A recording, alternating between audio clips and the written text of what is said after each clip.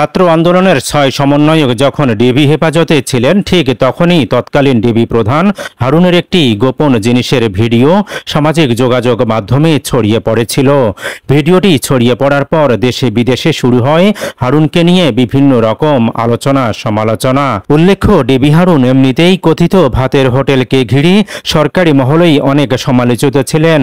খোদ সরকারি মহল থেকে এ নিয়ে ওই সময় অনেক আলোচনা সমালোচনা হচ্ছিল।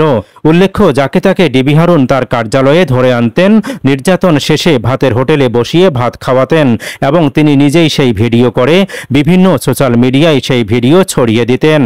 ডিবি হারুনের নৈতিক বিবর্জিত সেই গোপন জিনিসের ভিডিওটি ছড়িয়ে পড়ার পরপরই জনসম্মুখে আসতে তাকে বেশ বেগ পোহাতে পড়তে হচ্ছিল প্রচণ্ড লজ্জায়।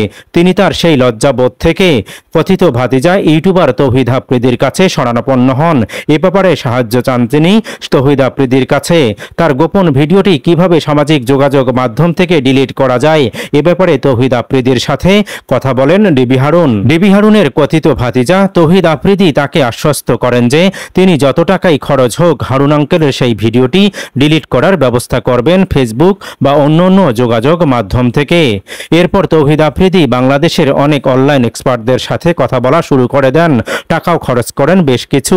ভিডিওটি সামাজিক যোগাযোগ মাধ্যম থেকে ডিলিট করার জন্য তিনি যার পর নাই চেষ্টা করে থাকেন। কিন্তু চট্টগ্রামের একজন সাইবার নিরাপত্তা উদ্যোক্তা জানান, হারুনের সেই ভিডিওটি অনেকেই বিভিন্ন সাইজে ফেসবুক রাইট ম্যানেজারে অনেক আগেই উঠিয়ে রেখেছেন, ফলে সেই ভিডিওটি আর ডিলিট করা সম্ভব হবে না।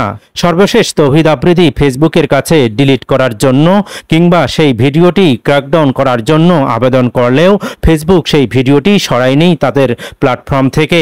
উল্লেখ্য, ফেসবুকে মূলত ভিডিওটির স্পর্শকাতর কোনো অংশই ছিল না, তাই ফেসবুক এ ধরনের ভিডিওকে সমর্থন দেয়।